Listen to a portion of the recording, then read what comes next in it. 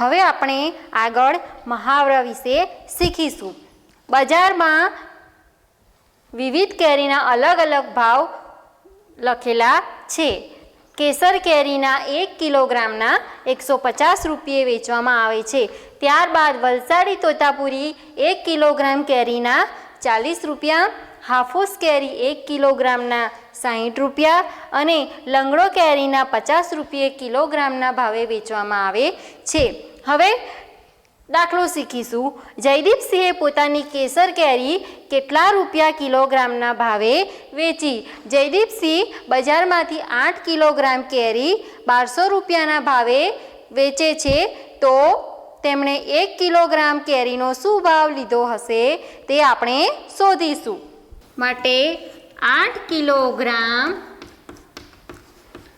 કેરીના બરાબર 1200 રૂપિયા માટે 1 કિલોગ્રામ કેરીના કેટલા રૂપિયા?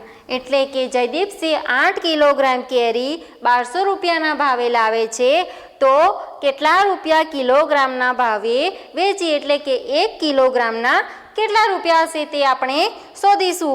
8 કિલોગ્રામ કેરીનું બોક્સ 1200 રૂપિયામાં પડે છે।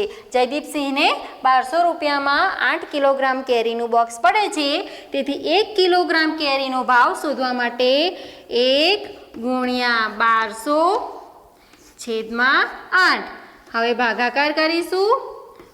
1200 ભાગ્યા 8, 8 એકુ 8, 4 ઉપરથી ઉતાર્યા 0, 8 પંચા 40, 0 0 0 ઉપર મૂક્યું 0, એટલે કે 150 બરાબર 150 રૂપિયા માટે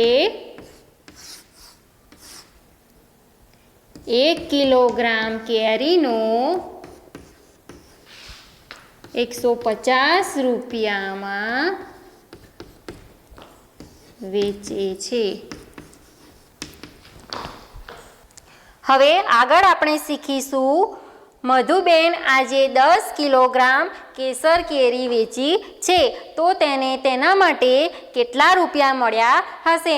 મધુબેન બજારમાં કેસર કેરીના 10 કિલોગ્રામ પેકેટ વેચે છે, 10 કિલોગ્રામ કેરી વેચે છે, તો તેના માટે તેને કેટલા રૂપિયા મળ્યા હશે? અહીં આપણને કેસર કેરીના 1 કિલોગ્રામના 150 રૂપિયા કિંમત આપેલ છે। માટે હવે આપણે 10 કિલોગ્રામ કેસર કેરીની કિંમત શોધવા માટે 1 કિલોગ્રામ કેસર કેરીની કિંમત બરાબર કેટલા રૂપિયા છે? 150 રૂપિયા।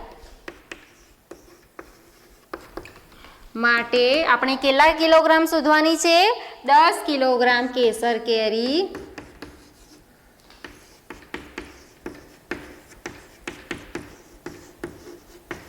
કેસર કેરીની કિંમત બરાબર કેટલા? માટે અહીં પણ આપણે ત્રિપદ મૂક્યું કે 1 કિલોગ્રામ કેસર કેરીના 150 રૂપિયા માટે 10 કિલોગ્રામના કેટલા? તો 10 ગુણ્યા 150 છેદમાં 1, એટલે કે 150 ગુણ્યા 10 કરીશું, તો આપણને અહીં સીધો જ જવાબ મળી જશે। 150 ગુણ્યા 1 એટલે કે 150 અને આ 0 એટલે કે 1500 રૂપિયા માટે 10 કિલોગ્રામ કેસર કેરીની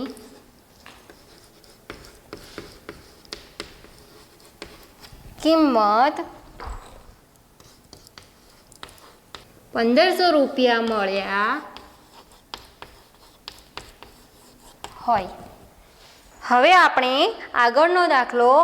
મહિપતભાઈએ 6 કિલોગ્રામ હાફૂસ કેરી વેચી છે, એટલે કે મહિપતભાઈ 6 કિલોગ્રામ હાફૂસ કેરી વેચે છે। સવજીભાઈએ મહિપતભાઈ જેટલા રૂપિયા કમાય છે, એટલે કે સવજીભાઈ પણ મહિપતભાઈ જેટલા જ રૂપિયા કમાય છે। સવજીભાઈએ કેટલા કિલોગ્રામ તોતાપુરી કેરી વેચી હશે? તો સવજીભાઈએ વેચેલી તોતાપુરી કેરીની કિંમત કેટલા કિલોગ્રામ તોતાપુરી કેરી વેચી હશે તે આપણે શોધવાનું છે. એટલે કે મહિપતભાઈ અને સવજીભાઈ બંનેને મળેલી રકમ સરખી છે, પરંતુ કેરીનું વજન અલગ અલગ છે. તો આપણે કેરીનું વજન શોધીશું. મહિપતભાઈએ 6 કિલોગ્રામ હાફૂસ કેરી વેચી છે. 1 કિલોગ્રામ હાફૂસ કેરીની કિંમત છે 60 રૂપિયા. 1 કિલોગ્રામ હાફૂસ કેરીની કિંમત છે 60 રૂપિયા. માટે મહિપતભાઈ કેટલા કિલોગ્રામ? 6 કિલોગ્રામ હાફૂસ કેરી વેચે છે. માટે 6 કિલોગ્રામ હાફૂસ કેરીના કેટલા? બરાબર 6 ગુણ્યા 60/1, એટલે કે 6 ગુણ્યા 6 બરાબર 36 અને આ શૂન્ય એટલે કે 360 રૂપિયા. હવે સવજીભાઈ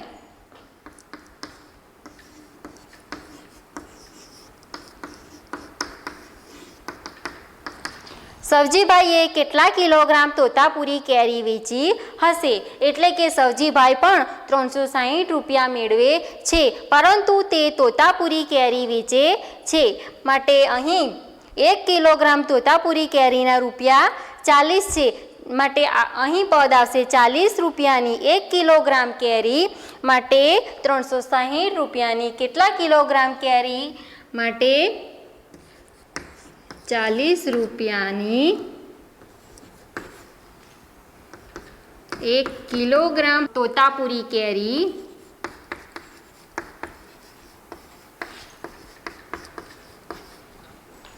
માટે અહીં મહિપતભાઈ 360 રૂપિયા મેળવે છે, તેમજ સવજીભાઈ પણ 360 રૂપિયા મેળવે છે. 360 રૂપિયાની કેટલા કિલોગ્રામ કેરી? માટે 360 ગુણ્યા 1/40.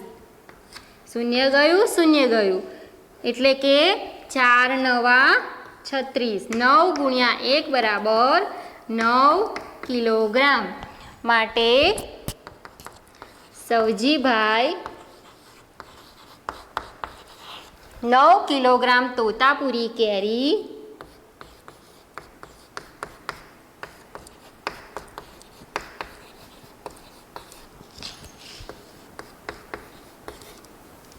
વેચશે.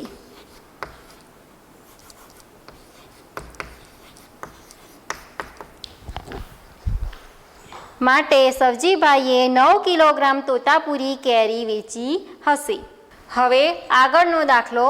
રાજ પાસે 100 રૂપિયા છે. તેણે ચોથા ભાગના રૂપિયાની લંગડો કેરી ખરીદી અને બાકીના 3/4 ભાગની રકમ તેણે કેસર કેરીની ખરીદી કરી. તેથી તેણે કેટલા કિલોગ્રામ લંગડો કેરી ખરીદી હશે? હવે સૌપ્રથમ રાજ પાસે 100 રૂપિયા છે. 100 રૂપિયાના ચોથો ભાગના રૂપિયા તેણે લંગડો કેરી ખરીદી, એટલે કે સૌપ્રથમ 100 રૂપિયાનો ચોથો ભાગ આપણે શોધવો પડશે. માટે 100 રૂપિયાનો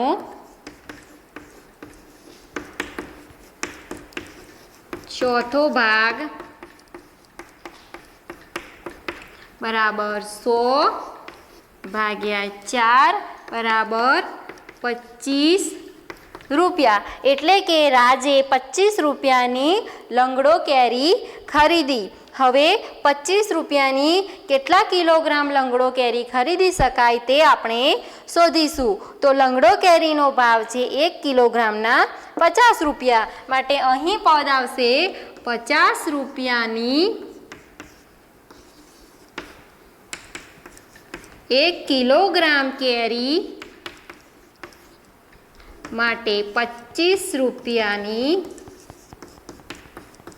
કેટલા કિલોગ્રામ કેરી ખરીદી શકાય? માટે 25 ગુણ્યા 1/50.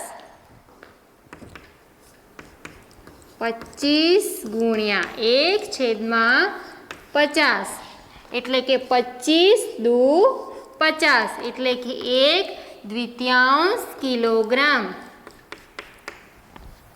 માટે 25 રૂપિયાની 1/2 કિલોગ્રામ કેરી ખરીદી શકાય.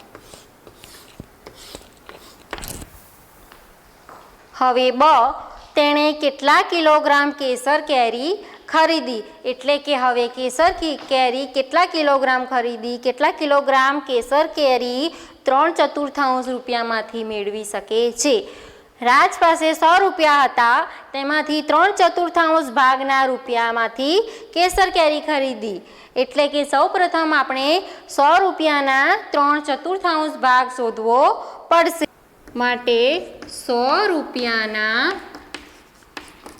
3/4 ભાગ બરાબર 100 ગુણ્યા 3/4, એટલે કે 100 ભાગ્યા 4,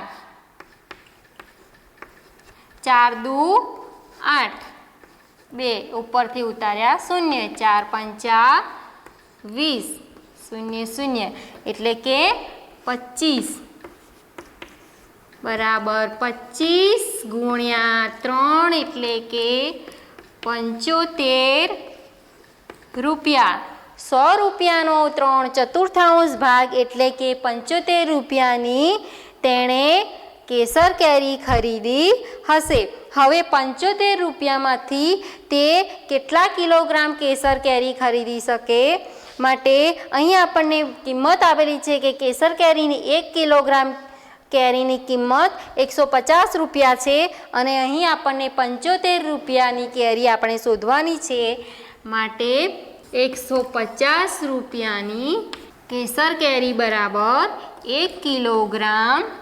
માટે 75 રૂપિયાની કેસર કેરી કેટલા કિલોગ્રામ મળે?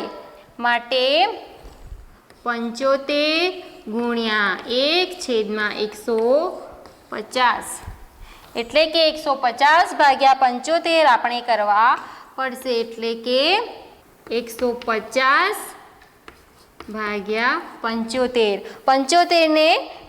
75 ગુણ્યા 2 કરીશું એટલે આપણને 150 મળશે. બાજુમાં આપણે કરીશું 75 ગુણ્યા 2, 5 દુ 10, 10 નું 0, 7 દુ 14 અને આ એક વધી એટલે કે 150. આવી ગયા 150, એટલે કે 75 દુ 150, એટલે કે અહીં આવશે 2, એટલે કે 1/2 કિલોગ્રામ. માટે આપણે છેલ્લે લખીશું 75 રૂપિયાની 1/2 કિલોગ્રામ, એટલે કે અડધો કિલો 500 ગ્રામ કેરી ખરીદશે.